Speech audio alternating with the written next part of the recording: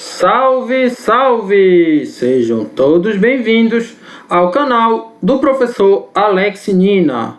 Hoje nós vamos falar de administração pública e privada. Primeira grande tendência do final do século XX é maior conscientização dos clientes barra cidadão. Então, quais são os fatores que influenciaram? O avanço tecnológico, a globalização e a democracia. Você teve vários países aí que eram regimes ditatoriais e viraram democracia. O Brasil é um exemplo, mas você tem na América do Sul e na África vários exemplos. Avanço tecnológico, a gente pode citar, por exemplo, portal da transparência, a internet. O governo agora é obrigado a colocar todos os dados, e aí o cidadão ele tem acesso, né, a esses dados. Mesma coisa no setor privado. As empresas elas estão muito mais expostas a esse controle aí do cidadão. Tá bom? A globalização ela também permite que você monitore o que uma empresa está fazendo em outro lugar do mundo, por exemplo, tá? Cidadãos e usuários conscientes de sua cidadania e conhecedores da informação acerca dos mais variados bens e serviços produzidos nacionalmente e mundialmente, ou mundialmente aqui poderia ser, que utiliza essas informações para compará-las com bens e serviços oferecidos pelos entes públicos e brasileiros. Aumento da competitividade pública. Então, o que acontece? Vamos dar um exemplo simples. Você tem lá um site como o Buscapé, que você compara preços de produtos em diversas lojas. Só que também, essa é a comparação entre duas empresas. Só que também a empresa, elas prestam serviço, muitas empresas prestam serviços que são semelhantes ao serviço público, ou então até mesmo iguais. Exemplo, a educação. Você tem a universidade pública e a universidade privada. E aí você, até esse exemplo que eu vou dar aqui, olha. Primeiro teve uma pandemia, a pandemia do coronavírus, e ficou claro na imprensa que as escolas privadas, as universidades privadas, faculdades, ensino superior privado, tá? Eles se adaptaram de forma muito mais rápida à pandemia. Isso ficou claro, principalmente aquelas melhores escolas privadas. Então, rápido, você pega o grupo Cogna, que é o maior grupo privado da educação do país, em menos de um mês ele já estava todo adaptado para o EAD. No Brasil, as universidades públicas elas demoraram mais. Isso é a comparação do público com o privado, mas entre o próprio público existe essa ideia de comparar, olha. E a gente foi cobaia disso, né? Falando aqui da Unifap. Quando apareceu essa notícia, aqui no dia 1º de outubro de 2020, de que a única universidade que não tinha nada, olha, o único ponto roxo aqui no mapa, olha, todas as universidades do Brasil, a única que não tinha nenhuma atividade de forma remota era a Unifap, ou seja, todas as universidades estavam se adaptando aí ao novo normal da pandemia, e a Unifap não tinha feito nada. Isso, justiça seja feita de forma contrária ao que pensava o colegiado de administração, tá? A maioria dos professores do nosso colegiado era a favor do ensino à distância, mas a gente não teve apoio institucional logo no início da pandemia. Até que eu no canal coloquei vídeo de outra disciplina, né? Quem estava nessa disciplina sabe que era gestão ambiental, mas a gente não teve apoio institucional. E aí ficou por isso mesmo. A universidade só veio se expressar depois que apareceu na imprensa, isso aqui, ó. Depois que o nome dela ficou feio e a imprensa notificou que era a única do Brasil que não tinha feito nada, que ela veio se tocar. A própria comunidade acadêmica veio questionar, olha, a sociedade no geral, não só a comunidade acadêmica, a sociedade amapaense, olha, por que lá funciona e aqui não? Então, por que funciona aqui em São Paulo, Minas Gerais? Tá, são os centros do país. Mas vamos aqui para Roraima, Acre, que realidade parecida com a nossa, Rondônia. Tá? Não estou nem falando de Belém e Manaus. Mas são realidades parecidas com a nossa, por que lá funciona e aqui não? Por que lá, aí já tem essas outras questões aqui. Olha, por que lá o preço é mais barato e aqui é mais caro? Você tem no mercado constantemente essa guerra por preço, mas a própria universidade, se você pensar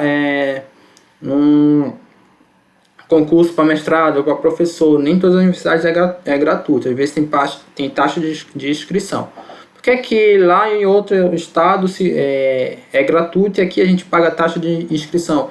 Percebo, a internet ela possibilitou essa comparação aí entre as diversas regiões, o que é feito nas diversas regiões. Olha, por que que lá o atendimento é rápido e aqui é demorado? Porque lá eu posso resolver as coisas pela internet e aqui eu não posso, tenho que ir no presencial. Então, os clientes e os cidadãos eles têm agora mais mecanismo de comparação, essa é a ideia principal. Foi esse mecanismo de comparação que, depois de todas as críticas, fez com que a Unifab finalmente fizesse aí um plano para retomada das aulas de forma remota, tá? E por isso que a gente está aqui ministrando essa disciplina. Convergências entre administração pública e privada. Então, em vários aspectos, elas têm pontos em comuns. Olha, uso de técnicas administrativas, como planejamento, organização, direção e controle, AP, ODC. Qual é o objeto de estudo da administração? As organizações. Organizações é um conceito amplo, inclui tanto organizações públicas e privadas. Logo, as principais ideias de administração elas são aplicadas aos dois setores. Técnicas relacionadas à motivação e à avaliação dos resultados. Então, a chamada gestão por resultados, que teve início na setor privado, ele vai para o setor público também, tá, de forma forte. A divisão do trabalho e os níveis organizacionais básicos. Então, se você pensar no estratégico, tático e operacional, que é a base, lá quando você estuda uma organização, sempre você consegue definir esses 3 níveis. A maioria dos casos, tá? Nem sempre pode ser tão definível, mas a maioria dos casos você consegue. Tanto no público como no privado vai existir os 3 níveis básicos. Funções idênticas como a orçamentária, a financeira, a contábil e a de recursos humanos. Então essas funções administrativas, elas têm nas empresas e têm nos órgãos públicos, órgãos e entidades públicas. Influência do ambiente no qual atua, então fatores políticos, sociais, econômicos e tecnológicos. Para quem já estudou estratégia, sabe que existe um ambiente interno, que é o que acontece dentro da empresa, e o ambiente externo, que é o que acontece fora da empresa, mas que influencia ela diretamente. Então você tem a sociedade, você tem a economia, você tem aí a política. Isso existe para uma empresa, mas isso também existe para um órgão público. Tá? Então você pensa no IBAMA, o órgão público do IBAMA. Com certeza a eleição do Bolsonaro, ele mudou o contexto no qual o IBAMA, a importância do IBAMA, né, para o país. Né? Agora já com a derrota do Trump e a vitória do Joe Biden, você tem acontecendo em outro país, tudo bem, a maior potência do mundo, mas mesmo assim, impressionante. Acontece em outro país, vai ter uma pressão ambiental aqui no Brasil, e aí o IBAMA meio que volta a ter uma relevância, assim como todos os órgãos relacionados à área ambiental. Pelo menos é isso que se espera, ainda não iniciou o governo do Joe Biden. Dificuldade na utilização de ferramentas, técnicas e tecnologias modernas, na realização de mudanças, na implementação das decisões e ações necessárias ao alcance dos objetivos. Então existem essas dificuldades aí nas empresas e também no setor público. O setor público, via regra, ele é mais lento para se adaptar aos novos cenários. Mas nem sempre. Você pode ter órgãos aí de excelência que conseguem se adaptar. Vamos pegar um exemplo de uma sociedade de economia mista, que é a Petrobras, tá bom? Petrobras, o sócio majoritário é o poder público. Então, não é uma empresa estatal, mas é uma empresa controlada pelo governo federal. E você teve um caso lá de sucesso em qualidade, que foi o pré-sal, perfurar a 6.000 metros de profundidade. Eles conseguiram, 7.000 agora, né? Isso é coisas que grandes empresas como a Shell, a Exxon não tinham conseguido na época. Então, a Petrobras, mesmo sendo uma empresa com a mão do governo ali, conseguiu estar à frente dessas outras naquele momento, porque não tinha como ela explorar petróleo de outra forma, ela tinha que ser assim. Eles fizeram todo um plano com base em metas e tudo mais. Então, você tem casos de sucesso no setor público também, tá? Variações existem não só pelo fato de ser público ou privado. Então, essas variações, pequenas variações, que você pode ter um órgão público que tenha uma excelente gestão e outro que tenha uma má gestão. Assim como você pode ter uma empresa que tenha uma excelente gestão e outra que tenha uma gestão ruim. Então, essas variações são comuns. Olha, no planejamento, na departamentalização, as técnicas de motivação não serão idênticas em uma empresa familiar para uma organização de grande porte. Mesmo no setor privado, não tem essa questão igualitária, tá? De que essas técnicas são as mesmas. Agora, as divergências entre administração pública e privada. A gente já falou disso um pouco, mas a gente vai ressaltar aqui. A gente falou em outra aula. Olha, fatores. As receitas. Na gestão privada, ela vem dos clientes, das vendas. Na gestão pública, vem dos impostos. Controle. Na gestão privada são os donos, mas são os acionistas majoritários aqui, mas eles estão submetidos também à lei do mercado. Na gestão pública são os políticos eleitos, considerando, claro, uma democracia. Se for uma ditadura, vai ser lá o chefe do governo. Atendimento. A gestão privada ela visa os clientes. A gestão pública é o cidadão. Lá a ideia é do gerencialismo público, né? Chegar ao cidadão aí como, entre aspas, o principal beneficiário. O cidadão, primeiro você teve a ideia do cidadão como cliente, depois foi abandonado porque o cliente ele é algo que você pode delimitar em nichos. O cidadão não, seria algo mais geral. Então você tem o benefício social é algo mais complexo, assim, podemos dizer. O objetivo da gestão privada, claro, é o lucro, o retorno aos acionistas, não somente o lucro. Você tem hoje aí as empresas chamadas unicórnios, tá? Aumento de receita, market share, entre todas essas questões. Mas em última instância, isso vai ter que virar lucro em algum momento. E o interesse público já é o objetivo da gestão pública. Então são objetivos diferentes. Outros fatores, a transparência na gestão privada, ela é limitada. Ou seja, não há necessidade, não há obrigação de que as empresas informem tudo o que elas fazem, até porque muitas informações são sigilosas, até mesmo do ponto de vista estratégico. Por exemplo, as empresas de capital fechado, elas não são obrigadas a liberar seu balanço patrimonial, sua DRE, né, seus resultados financeiros.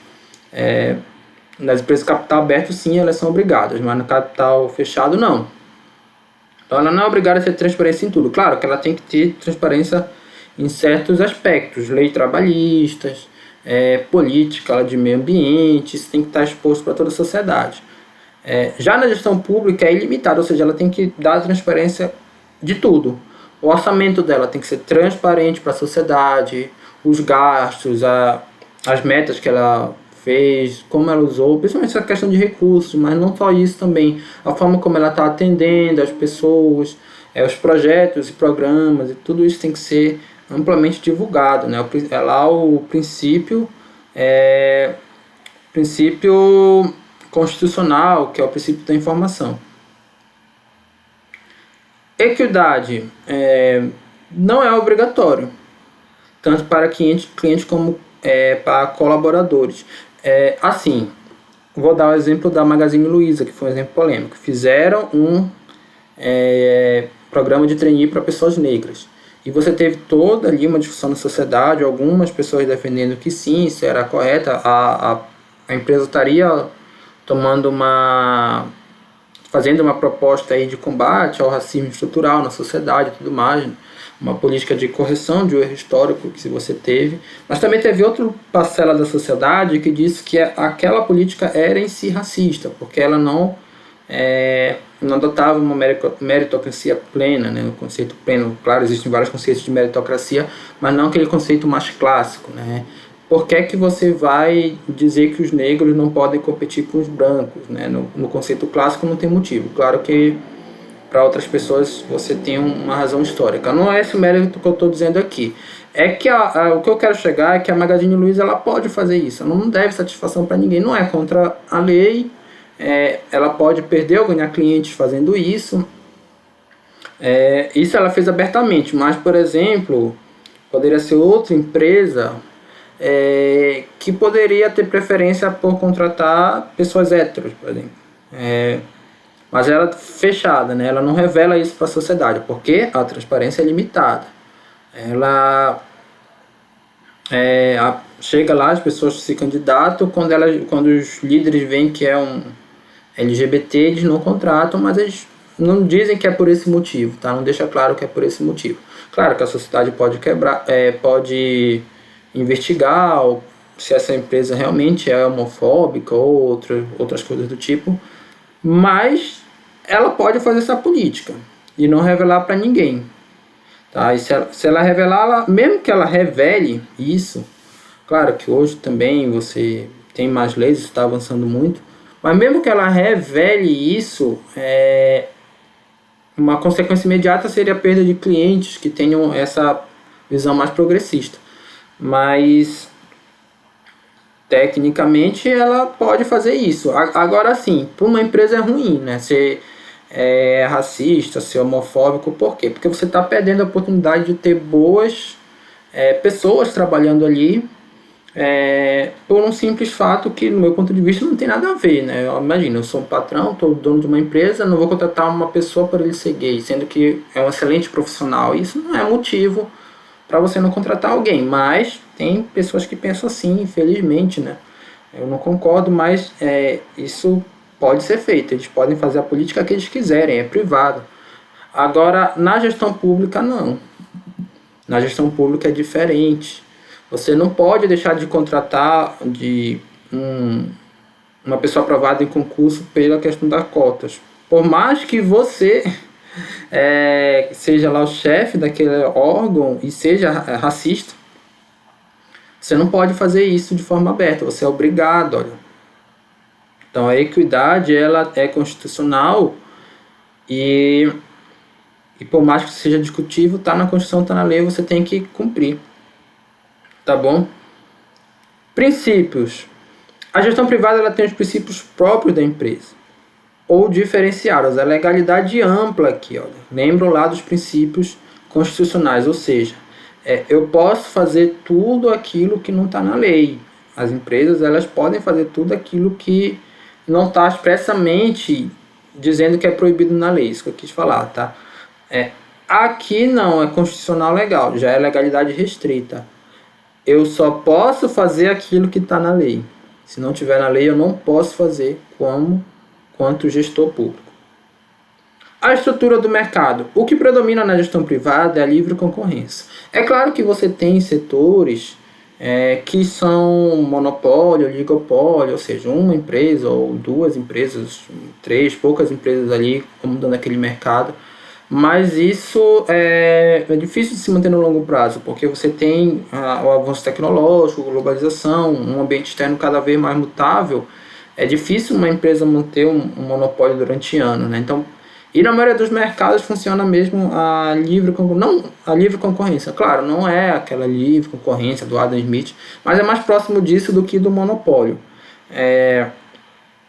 Na gestão pública é diferente. Há predomínio do monopólio. Ou seja, só você pensar, uma coisa que é gerida pelo poder público de forma geral, a concessão de energia elétrica. Claro que você tem empresas que prestam serviço, mas quem concede é o poder público. Então, quem tem autoridade sobre aquilo é o poder público. Ele depois terceiriza para uma empresa prestar esse serviço. Mas é um monopólio, porque geralmente no estado, aqui falando de Brasil, é só uma empresa que vai distribuir ou fornecer ou transmitir, que são esses três grandes setores, né, do setor elétrico. Por exemplo, aqui quem distribui aqui no Amapá é a CER. Então não tem como você comprar energia elétrica morando no Amapá de outra empresa que não seja a CER. A não sei que você tenha um painel solar, tá? Mas assim, do chamado sistema formal de energia é um monopólio. Assim como a polícia, o clássico monopólio do poder público, o poder de força. Então a polícia ela é um monopólio. Então geralmente o que o Estado faz é um monopólio. Durante muito tempo a Petrobras foi um monopólio ali na geração, mas na distribuição ela não é, tá? Claro que ainda é uma empresa forte, mas esse monopólio está diminuindo aí com o tempo. Flexibilidade. Aqui na gestão privada, claro, ela é maior. Você tem autonomia da vontade privada. Aqui ela é menor. a supremacia do interesse público, ou seja, eu não posso fazer tudo o que eu quero. Existe esse princípio da supremacia do interesse público. Eu não posso fazer aquilo que vai contra o interesse público. Aqui eu posso? Posso, desde que eu cumpra a lei, né? Assim, não é que eu fica até meio estranho falar eu posso fazer o que vai contra a supremacia. Claro que as empresas são subordinadas ao poder público também, à supremacia. Mas aqui é muito mais rigoroso, é isso que eu quero falar, tá? Aqui eu tenho que pensar sempre no interesse público antes de qualquer coisa. Por exemplo, e aí eu já vou citar outro princípio que é o da impessoalidade. Eu, como dono de uma empresa, eu posso contratar meu irmão ou meu sobrinho, seja lá quem for, para ser funcionário dessa empresa, mesmo que essa pessoa não tenha estudo, eu posso fazer isso, eu vou arcar com as consequências. Aqui eu não posso, porque existe o interesse público, existe o princípio da impessoalidade, outros princípios, tá bom? Então aqui é mais flexível. Resolução de conflitos. A resolução de conflitos são individuais, então você vai resolver os conflitos internos da empresa. Aqui geralmente os conflitos são coletivos, mas por vezes sim individuais entram, mas existe essa diferença. Prestação de contas. A gestão privada ela tem função de prestar contas aos acionistas, aos donos. Mesmo na empresa de capital aberto elas divulgam lá os resultados, a sociedade toda pode olhar, mas quem é o interesse maior dos acionistas, por mais que hoje isso esteja mudando, com a ideia de stakeholders, tá? De que a sociedade toda tem interesse naquela empresa, mas assim, a gente ainda está muito distante de fato, pensando no Brasil, de toda a sociedade acompanhar o dia a dia do que a empresa está fazendo. Claro, tem parcela da sociedade que sim acompanha, mas pelo menos na minha opinião, isso pode ser contestável, não acho que os acionistas eles perderam aí a sua importância. Aqui sim a sociedade ela é muito mais importante porque não tem a figura do acionista, né, na gestão pública de forma geral. Você tem aí o poder público, que quem gerencia é ali quem está no poder no momento, ou seja, o presidente, o governador, e ele sim, tudo que ele faz, de fato, a sociedade toda vai cobrar, tá de olho. A exposição. Exposto na mídia em casos extremos, né? Toda hora que uma empresa aparece lá no jornal. Vale teve lá o problema de Brumadinho, né? Aí sim, caso extremo apareceu. Carrefour teve agressão a uma pessoa, aí sim apareceu. Mas não é toda hora, não é todo dia que você vai ver notícia do Carrefour no Jornal Nacional. Agora pensa no governo Bolsonaro, todo dia tem alguma notícia do Bolsonaro, alguma coisa que ele falou, afinal ele também fala muita coisa, né? Alguma coisa que ele falou tá lá como notícia. O poder de polícia, gestão privada não possui, gestão pública, como eu falei, é própria, né? Caracteriza o Estado. Controle. Mercado e órgãos governamentais, então quem controla a gestão privada é o mercado e os órgãos governamentais, mas quem controla o poder público são os órgãos governamentais e os cidadãos, então tem essa diferença. Mudança na alta administração é raro aqui na gestão privada. Você tem empresas aí de origem familiar que até hoje o dono praticamente é a mesma pessoa. A Magazine Luiza é isso, né? Luiza Trajano está aí não sei quantos anos na empresa. É claro que você pode mudar o CEO, mas assim, a alta administração está falando aqui dos donos, tá? E mesmo as mudanças de CEO, elas não são tão frequentes. E você não tem uma regra para mudar o CEO de uma empresa. Se a empresa está dando certo, a pessoa vai continuar sendo CEO durante muito tempo, né? O Bill Gates, lá da Microsoft, só tempo desses que ele veio deixar de ser o CEO. Então imagina, desde quando ela foi fundada. A gestão pública não, ela tem lá essa mudança constante na alta administração, que é a mudança aí partidária que a gente conhece, né? 4 anos você muda o chefe do executivo, você também muda o legislativo, tá? Você tem aí essas mudanças. Qual é o problema disso? Isso dificulta o planejamento de longo prazo. Você tem na gestão pública, nem tanto o problema da gestão pública, mas o problema da política mesmo, tá? Mas de certa forma isso também impacta a gestão pública, que é assim, quanto que é difícil você pensar em longo prazo porque você tem uma questão eleitoral. Então muitas vezes um governador, um prefeito, ele sabe que se ele fizer uma política de longo prazo, ele perde voto no curto prazo, porque tem esse chamado trade-off, tá? Esse dilema, se a gente pensar do ponto de vista econômico, é essa palavra. Então, existem mecanismos para que você faça política de longo prazo. Por exemplo, o Estatuto da Cidade estabelece o plano diretor municipal, que deve ter uma vigência aí de 10 anos e ser reformulado a cada 10 anos, então é um período de tempo maior. Você pode fazer planejamento de longo prazo, mas não tem o estímulo, essa palavra. Esse é talvez o calcanhar de Aquiles da democracia. Quando a gente estava no regime ditatorial, os ditadores, por eles saberem que eles vão estar no poder, vão se manter, não tem uma perspectiva de saírem do poder, eles conseguem planejar, eles têm mais estímulo ao planejamento de longo prazo. Por isso você teve no Brasil o projeto Radon, de ocupação da Amazônia, essas coisas. Você teve esses projetos mais, entre aspas, estratégicos na época da ditadura militar, porque você tinha ali um contexto político para você planejar o longo prazo. Na democracia, não que isso não exista, mas é mais difícil, tá bom? Então tem aí esse lado aí da ditadura. É claro que, na minha opinião, mesmo tendo, entre aspas, essa vantagem, não compensa, porque o regime ditatorial é aquele que você tem menos liberdade, então eu acho que não vale abrir mão não, mas enfim. Torres afirma que os modelos privados de gestão necessitam de uma adequação que não é trivial. Então você vai adequar o modelo privado ao poder público, mas isso não é fácil. São inúmeras as situações e dificuldades enfrentadas pelos governos, desde a questão cultural, a desigualdade social, até a rigidez legal e o controle incidente sobre a utilização de recursos públicos. Em muitas situações, por exemplo, a questão da eficiência ou de investimentos necessários será deixada em segundo plano, para que possa ser trabalhada a questão social, ação de combate à pobreza, de inclusão social, de promoção da cidadania. Tem esses trade-offs. Você vai gastar mais do que você quer para tentar ali resolver essa questão social, mas uma hora essa conta vem também, então não pode ser assim, tem muitas limitações para você fazer a gestão eficaz da iniciativa privada no setor público. No entanto, o gestor público pode e deve compatibilizar custos com resultados, então não é por conta disso que ele vai deixar de considerar a gestão por resultados, deixar de ter aí apreço com os custos, tá? Tentar minimizar os custos da empresa.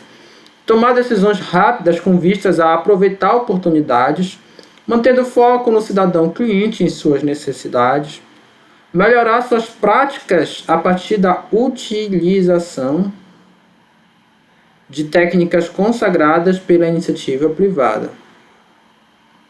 O que não pode é simplesmente aplicar as práticas privadas sem nenhuma adaptação adequada à realidade pública. Então essa é a ideia. Ele pode adaptar, mas não vai ser a mesma coisa, ele tem que ter ciência disso. Então essa é a principal referência dessa aula, o livro do Paludo, A Administração Pública.